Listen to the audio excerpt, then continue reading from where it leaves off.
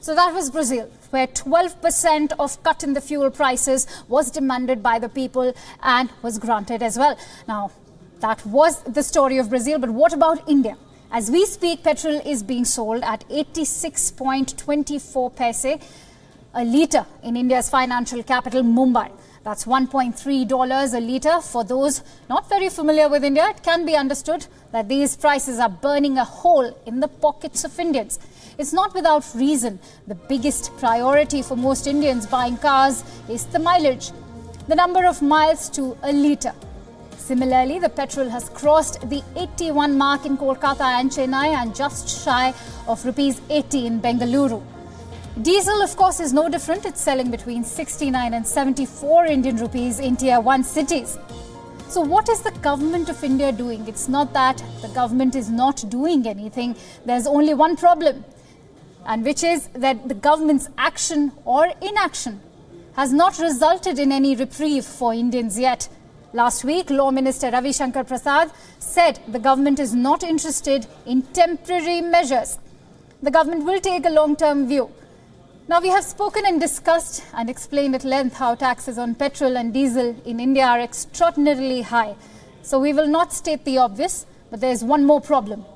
The Law Minister also said, and certain other ministers have echoed the same sentiment, that the taxes on fuel are used to develop India. The taxes on fuel are also used for welfare schemes, is what Law Minister had to say. And that's where the story ends.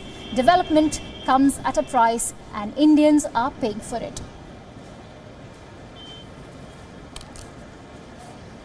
And if you can sense the heat that's building up in the nation, we have these live visuals coming in from the farmers' protest, which is taking place in Punjab, in Samrala district.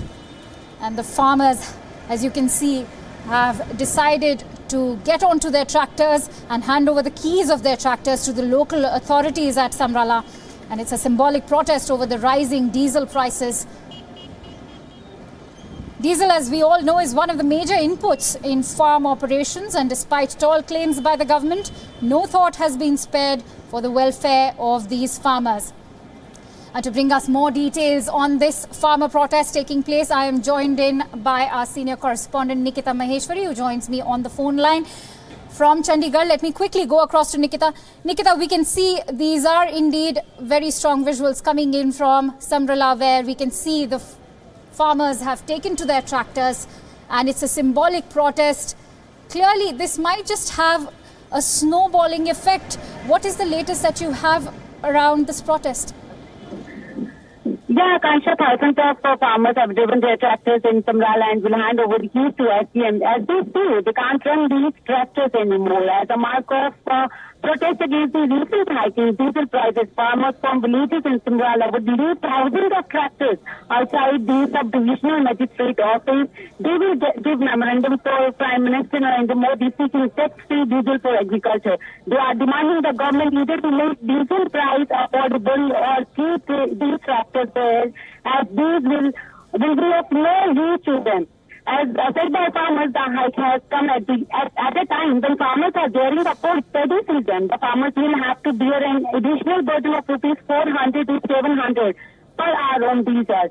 That is the reason, like they are showing the agitation, they are doing the agitation. Diesel is one of the major inputs in the farm operation, despite all claims by the government. No thought has been spared for the welfare of the farmers, and increasing fuel prices has an adverse effect on prices of all farm inputs such as fertilizers, seeds, etc. Right. The farmers have already appealed to commuters using Chandigarh Ludhiana highway to use alternative routes to complete their journey.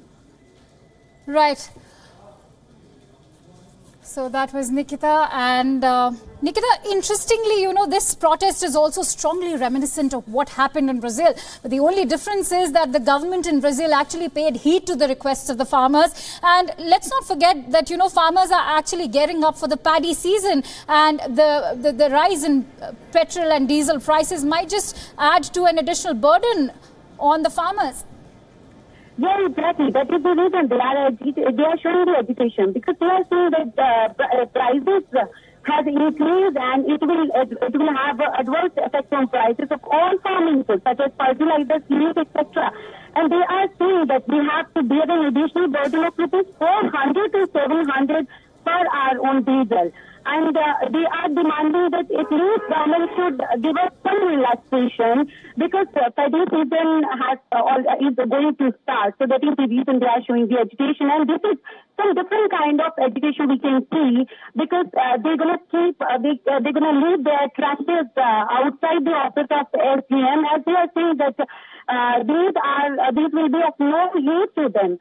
So these are the main reasons that they are protesting because if we talk about Punjab, diesel price has gone up to rupees 67 to 68, and if we talk about petrol price, it has gone up to 83 to 84 rupees. Right. Akansha. Thank you, Nikita, for bringing us all those latest details, and clearly this is going to take a toll on the farmers in Punjab, and what you could see are live visuals of the farmers' protest taking place in Punjab's Samrala. And I'm also joined in by our correspondents Nagin Singh, who joins me live from New Delhi, and Nishchita Virender, who joins us live from Bengaluru.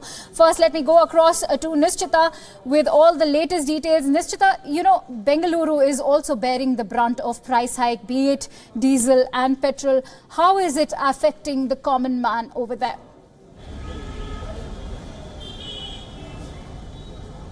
Well, to a great extent, fuel price hike is something that has a domino effect on every other aspect of life, and that is what Bengaluru is witnessing. As we know, the city itself is one of the more expensive cities in the country, and it is the fastest growing city, one of the fastest growing cities across the world.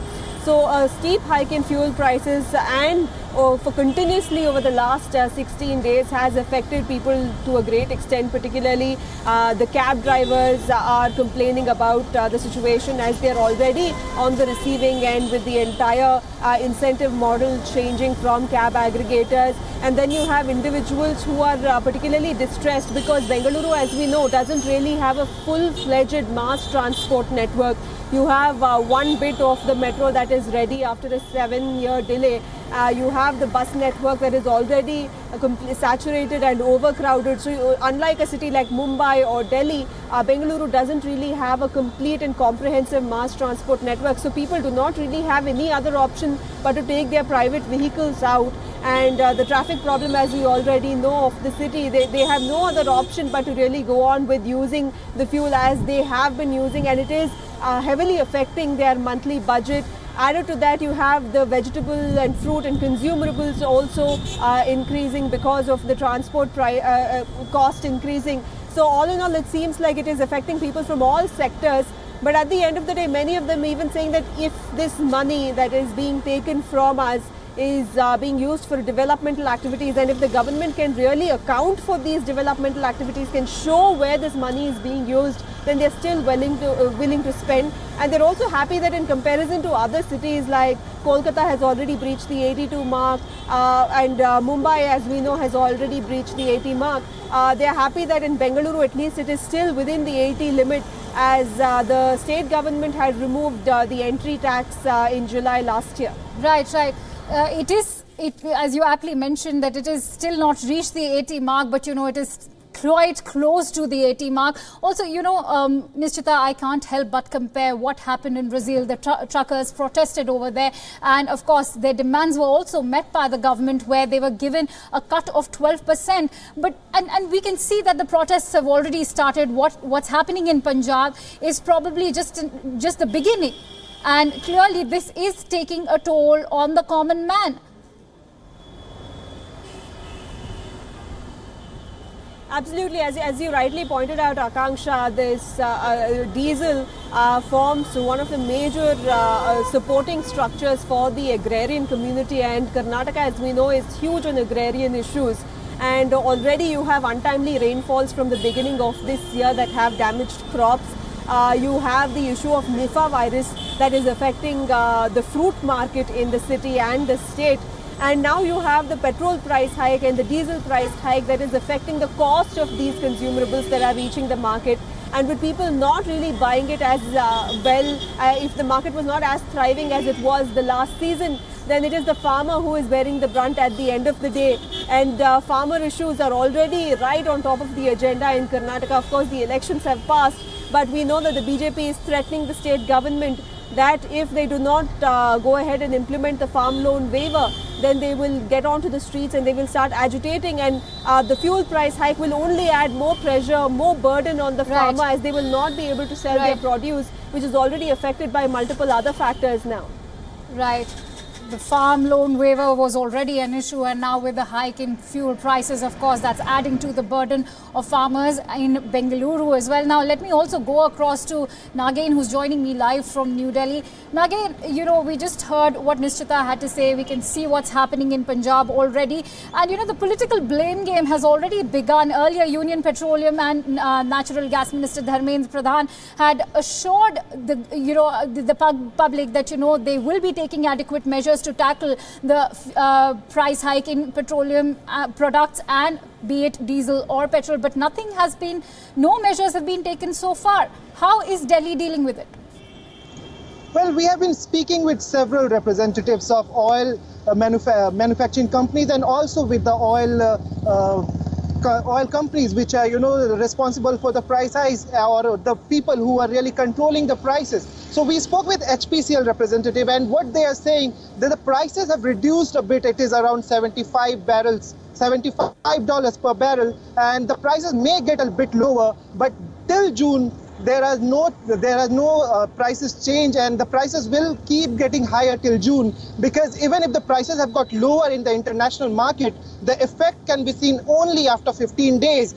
Because what they do is that they gather the prices of 15 days, then they get an average price out of it, and then they decide the prices. And it also doesn't depend only on the crude oil prices, but HPCL representative, they told us that it also depends on the prices of the petroleum, the product prices. So that is why we will not have a sudden relief, or the prices will keep getting spiked, and the prices are going to get higher. And the government has not really taken any step. They have been always saying that it is not in our hand. What all they can do is reduce the excise duty. But even the excise duty is not being reduced, because ultimately they say this is for the benefit of people and for the welfare schemes that have been running in India. But again, it's important to establish this, that, you know, interestingly, SBI has stated that states can cut petrol and diesel prices by ₹2 per litre for diesel and ₹2.65 per litre for petrol if they cut down on the excise duty, and if the VAT imposed on the base prices by states is reduced in terms of its centre's tax. So, you know, it's not, despite the SBI talking like this, you know, when they've already said that the prices can be slashed, why isn't the government taking any adequate measures? Well, even the government, they don't want to take these steps because it will certainly make a lot of loss of their revenue. As I told you earlier, that even reducing just ₹1 from the excise duty, that may cost them 13,000 crore rupees, which is a huge amount. So you can see the effect. Just reducing ₹1 can cost so much. And even for the state governments, they have their part in the petrol prices. Half of the petrol prices, around 40 to 45% of what we pay as the petrol prices or diesel prices, is the taxes that we are paying. So it's a huge amount of money which comes as a revenue. So even the state governments or the central government, they're not willing to really come up and reduce these prices. They're always okay to increase the prices or the excise duty or the taxes when the barrel prices are lesser. But in case when the prices have increased, or the per barrel prices have increased in international market, they have not really come up with these steps that they can reduce these prices. So if they try to reduce these prices, of course the people will be happier, but it will certainly provide, or it will generate a lot of revenue loss for the government. So that's why the reason is that the government is not willing to do it. But hopefully when there will be elections, there could be some change, because we saw that before Karnataka elections, they controlled the prices. They did not increase the prices for 15 days. Right. So at that time, how all these agencies did it, this is the question we have been asking to HPCL as well. So on that point that you just mentioned, that, you know, it's not like the government cannot make changes. They did try and control the prices before the Karnataka elections were taking place. On that note, I'm going to go back to Nishchita, who's joining us live from Bengaluru. Nishchita, Nagain aptly mentioned that it's not like the government cannot control the prices. They did take measures to control the prices before the elections were taking place.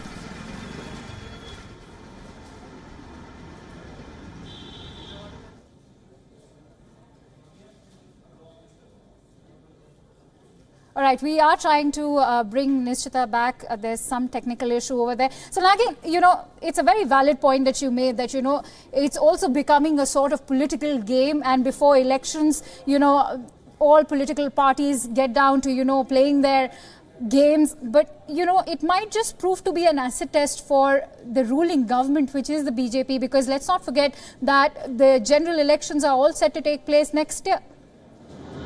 I have been speaking with many people over here and other places, and it's not just today, but I have been speaking with these people since last 10 days. And what they're saying, that even if the prices go a bit higher, they are okay with it. But the thing is, we are speaking with people in Delhi. The effect could be very different if we go to the rural areas of India. Then their view or their belief could be very different than what we have in Delhi. But in Delhi, people are saying even if it crosses to 85 rupees, we are okay. We support this government because the government is working for them. Also, they are reading international news, and there has been one report which says that India had to pay around 6.5 billion rupees to Iran, which was the money which the government did not have to pay, but the oil companies had to pay, and they were not able to pay because of some transaction issues between India and Iran, which the part of it has been paid by Modi government. So different news is coming to different people, and they're assessing the situation according to it.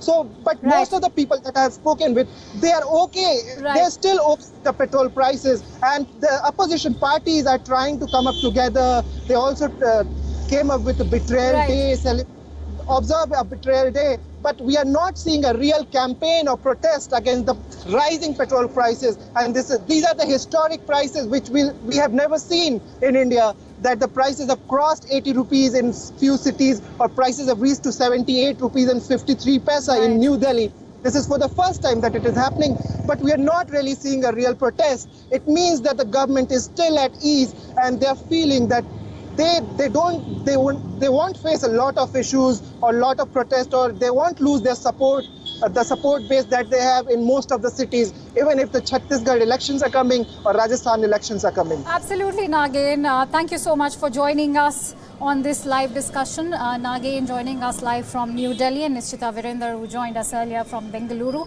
And there is no doubt that the government is yet to take adequate measures, even though Union Petroleum and Natural Gas Minister Narendra had earlier assured the public that the government will soon find a solution.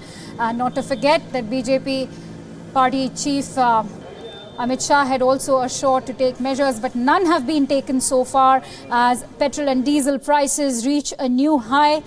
The farmers, of course, are reeling under the burden of this rise in fuel prices. We've already seen what is happening in Punjab, as most of the farmers have taken to their tractors to hand over their keys to the local authorities, and this might just have a domino effect. And maybe this is just the beginning of a protest like what happened in Brazil, where truckers took to the street and blocked all forms of transportation, leading to a 12% cut coming in from the government. That also leaves us to the question, are we not being aggressive enough to secure our demands from the government? What you can see are visuals from Brazil, where protests had actually taken place. And with that, we leave this discussion, and we will continue to bring you the latest developments as far as the rising fuel prices are concerned.